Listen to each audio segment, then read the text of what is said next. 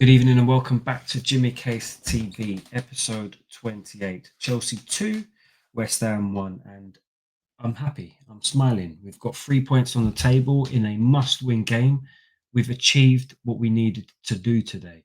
If you tuned into the live stream earlier, very much appreciate it. If you're new to the channel, please leave a like. I'm trying to get to 100. I've reached the 50 mark. I think we're on about 56 now. So if you're new to the channel, we'd much appreciate it if you subscribe to it and leave a like on this video and enjoy the content. There's some gaming content on there as well. And especially if you're a Chelsea fan, I appreciate your opinion in the chats and get some debates going. Follow me on my other socials as well. I'm quite active on X or Twitter, as you like to call it. Yeah, and we can get some conversations going about the club. I am looking to do a stream maybe midweek about the issues surrounding the club at the moment, because I think Chelsea, there is some deep rooted issues at this club at the moment that are affecting the players on the pitch, affecting the manager. I think the manager, there's some issues with the manager at the moment that need to be discussed. I am a little bit in the middle of whether we should be saying get rid or stay. I'll be honest with you, the Man City result really wound me up. Maybe I was a little bit reactionary by saying get rid. But at that point, I did say to everybody, I've lost faith in this manager to take us forward. I'm kind of still there. I'm still there. One positive that he done today, sorry, still got a cough. The one positive that he done today that really made me think, you know what? Okay, he's learning. He's dropped the goalkeeper. He dropped Robert Sanchez today and put Jorgensen in goal. If he had not dropped him, I'd have kicked off massively. And I think a lot of Chelsea fans would have kicked off. So I think he done the right thing today.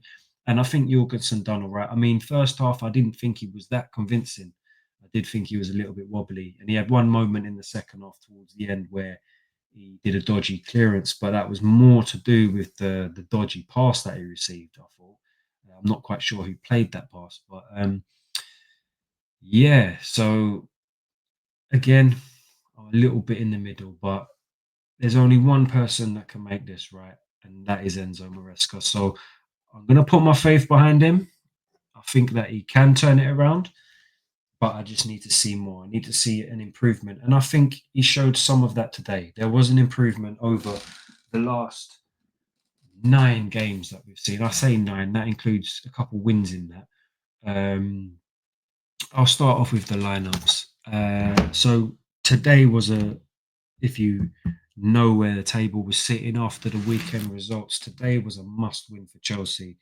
All the teams around us dropped points today over the weekend, and today a win would put us back in the top 4. We had City losing to Arsenal, getting absolutely thumped. Was not expecting that at all. The first half of that game was pretty boring, and then Arsenal get a second goal and absolutely run rampant and just a 5-1 drilling. Man City, which, to be honest with you, pissed me even more off about Chelsea, because there's no way that we should have been losing that game to Man City. And the way that we lost, when you go out and watch them play Arsenal the next week and see how bad they really are.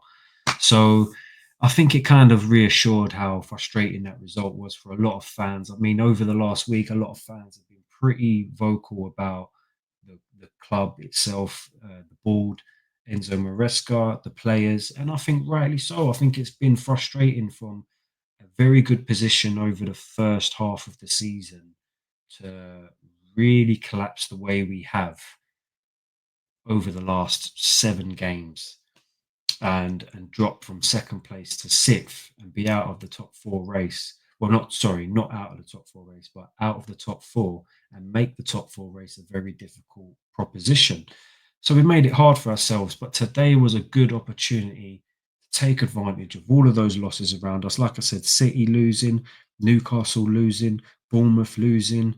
I don't know if did Villa lose? Let's have a look. I can't remember if Villa lost. Bear with me.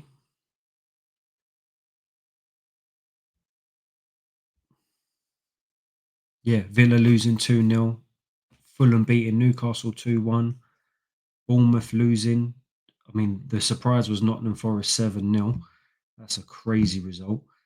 But we needed to take advantage. And today we did. And I'm not going to lie to you, up until 60, 65 minutes, I didn't think it was going to happen. It was a very frustrating game for us. And I did say on the stream beforehand that it's West Ham. These games against West Ham are always tricky. West Ham, I like West Ham. I think they're a club that play with some heart. They've got that East End spirit.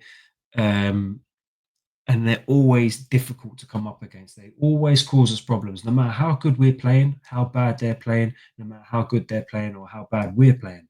It's always a tricky game, and it can always go one way or the other. And today we get the result.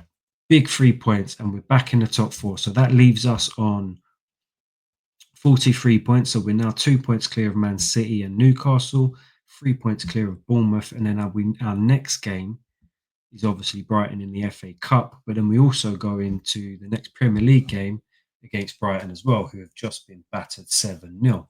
Obviously, it's an away game, and I think we beat them earlier on in the season. So we just need to use this result now as a little bit of momentum and try and build on it.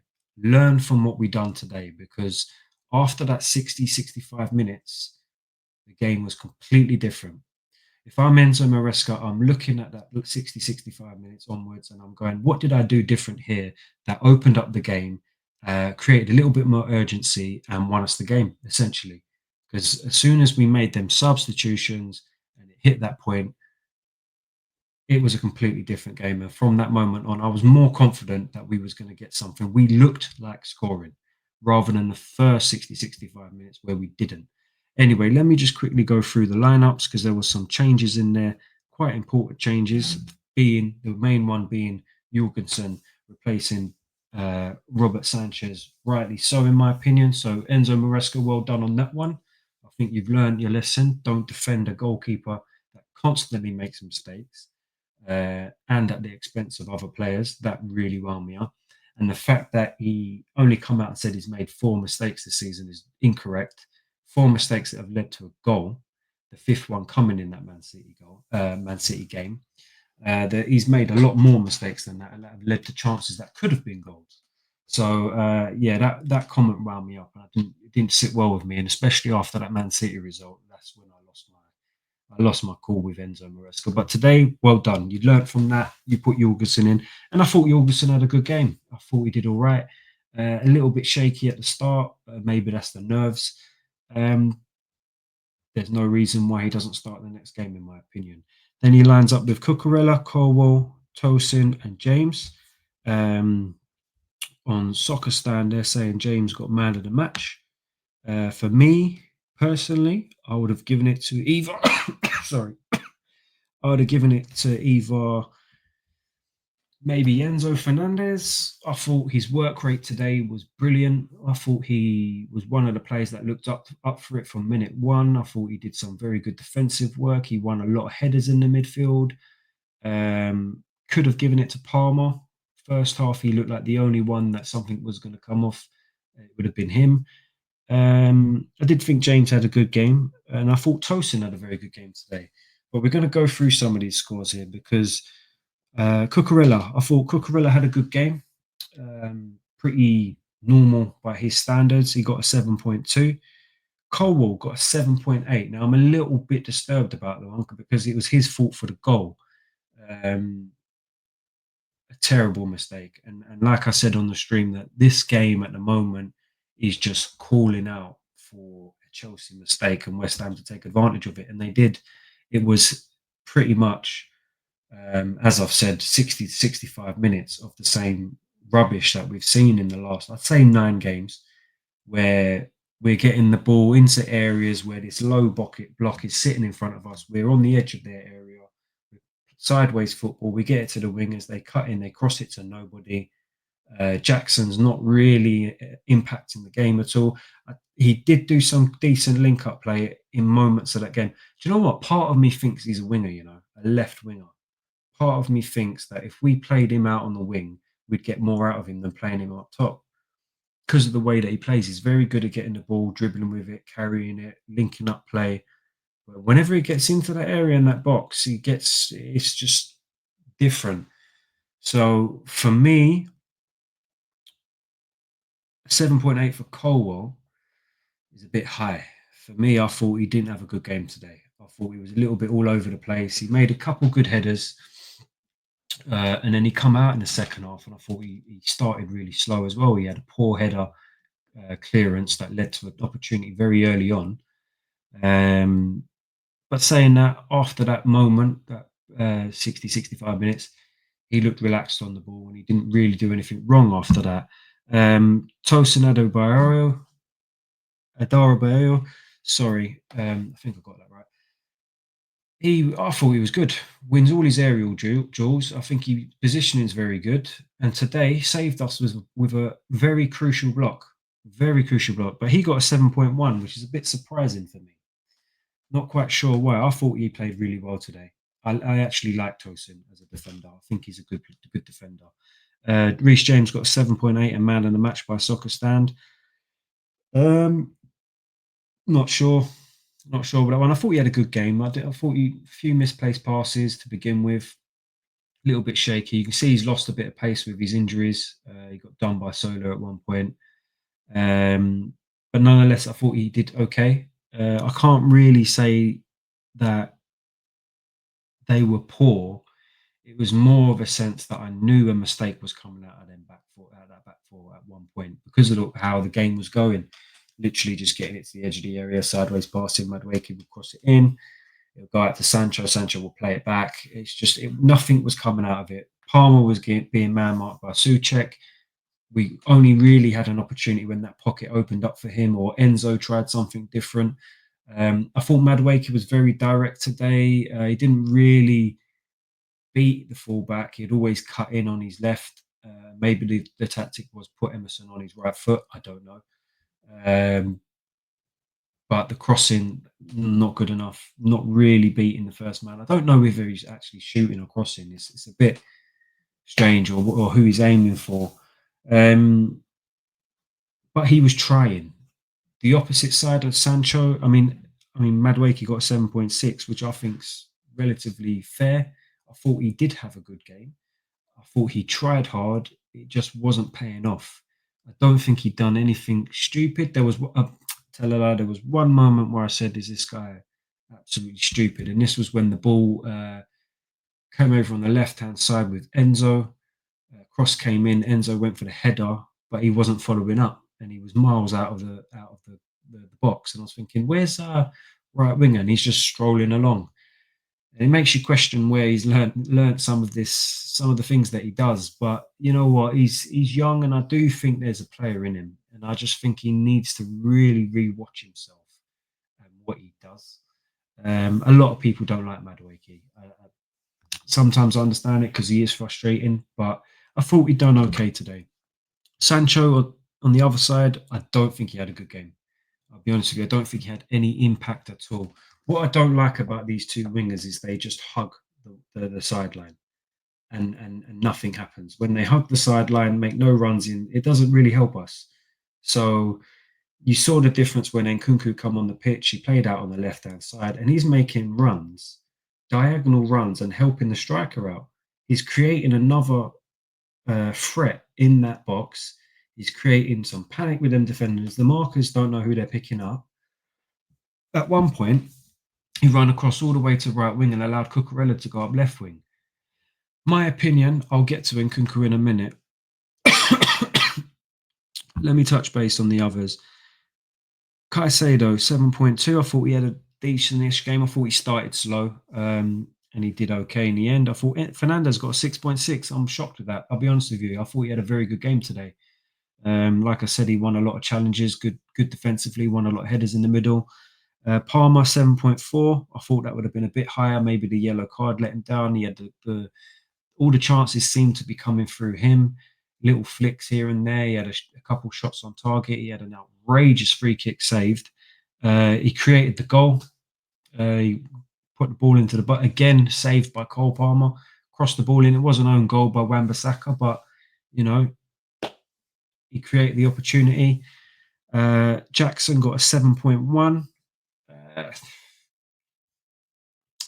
Look, he's not having a good time at the moment, Jackson. I'll be honest with you. He does some good things in the game. We've got to credit him where it's due and the good things that he does. But I saw Mark Gui come on today, and I just feel like the way that he plays is more like a striker. He's in the positions that you need to be. His movements, everything that you need from him. He puts his body about a little bit. He's strong. I feel like he's technically better as well. And yes, he gets a little bit unlucky. Like there was a chance when he hurt himself where he overstretched it. I'd love to have seen him score, if I'm honest with you. My opinion, I'd give Mark Bui another go. I'd give him a chance. If we're playing Brighton in the FA Cup next game, give him a shot. And if he does well, then give him another shot, and just keep doing it. I think Jackson needs some competition. Him maybe knowing that he's got that position on lock is, I don't know. Maybe that's playing a role, but it just doesn't seem to be working for Jackson. The substitutions, and Kunku, I thought, come on and done well. He's just a different caliber of player to all the other players. He's at that level of Palmer, in my opinion. I know he hasn't had the greatest career at Chelsea so far. He's been unlucky with injuries. When he has been given his opportunity, he hasn't really performed. He's played out of position. He doesn't get a run of games. My opinion, Enzo Maresca needs to do better with the management of this player. But I thought he came on today, and I thought he changed the game. His positioning, his runs, his IQ. There was a point where he could have had a shot, and he tried passing to Cucurella instead, and it killed the move. But there's going to be moments like that where that happens. That happens to all the players. So there's no need to get frustrated at everything that he does. I actually think that he came on the pitch and became a threat that opened the game up a little bit more.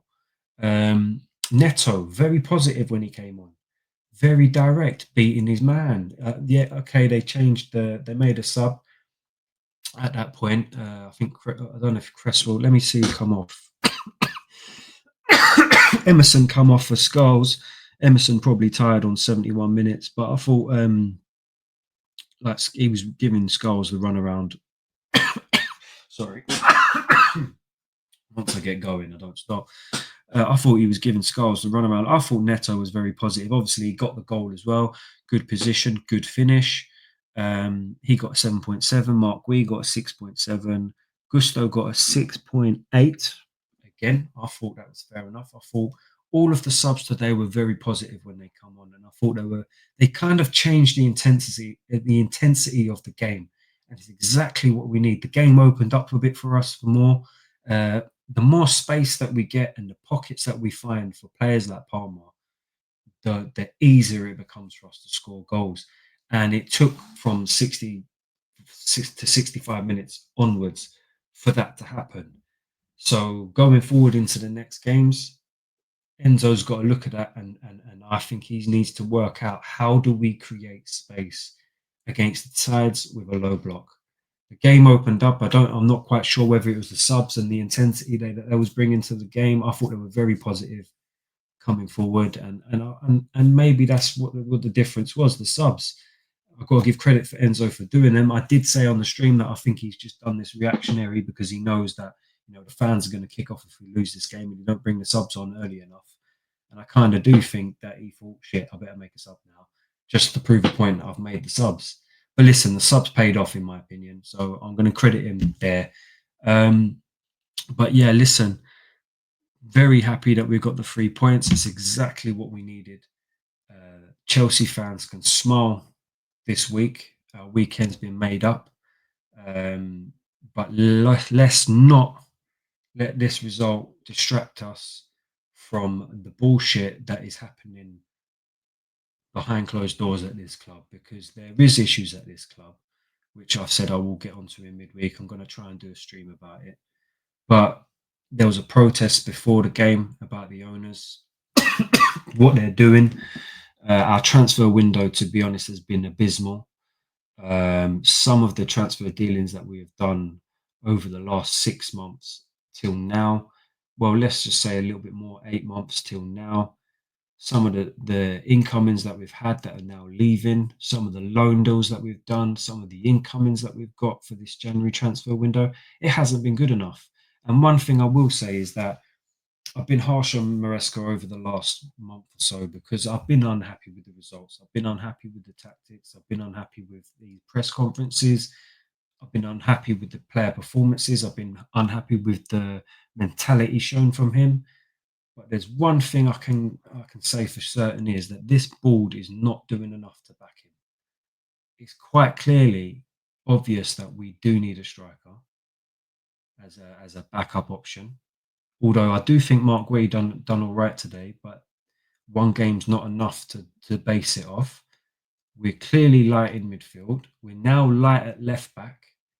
We need a centre back. We need an experienced player. I know we've recalled Chalobah, but his treatment has been disgraceful. The treatment of Chilwell has been disgraceful. In my opinion, the treatment of Felix has been disgraceful. I think the treatment of Nkunku has been disgraceful. I just don't think there's some things that have been managed very well.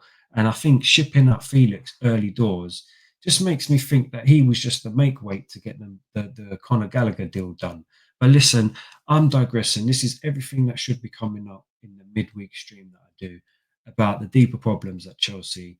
But for now, we can be proud and we can be happy that we got the 3 points. Um, our focus needs to be getting behind this team for the next game. We've got an FA Cup game against Brighton. We need to get behind the players, get behind the manager. We can moan about the owners. We can moan about Maresca after everything. But let's just, for now, get behind him. Let's focus on that Brighton game. And we need to win that game, essentially. And then we need to follow it up with a win in the Premier League because we need to start building some momentum back. And the only person that, in my opinion, that can change this round is Enzo Maresca right now. If we change managers right now, it could be chaos. So we're stuck with that. Even if you think you've lost faith like I do, he can change it. So that sounds a little bit, sorry, one thing. I'm dying here with this cough. Sounds a bit contradictory. What I'm saying, like I don't have faith, and then I'm kind of saying that he can change it. I understand that, but we're stuck with this manager. I have lost faith at the moment because of the things that he's been saying in press conferences and the things that have been happening during matches. But there's only one person that can change it, and that's him. We need to see better from him. Today we did see better from him, and he needs to continue that standard, and he needs to lift these players because we need to get out of this rut that we've been in over the last 9 games and progress. The only one who can help do that is this manager. So let's just back him for now. For now, if he cuts out the bullshit in his press conferences, cuts out this mentality bullshit, and carries on making good decisions, I'll change my mind. As simple as. But listen, if you're tuned in, I appreciate it. Subscribe if you're new. Leave a like on the channel, and you'll catch me on the next one. Catch me on some of my gaming streams as well. I'm live all the time, so put your notifications on and you'll see me. Thanks for tuning in. Up the Chels.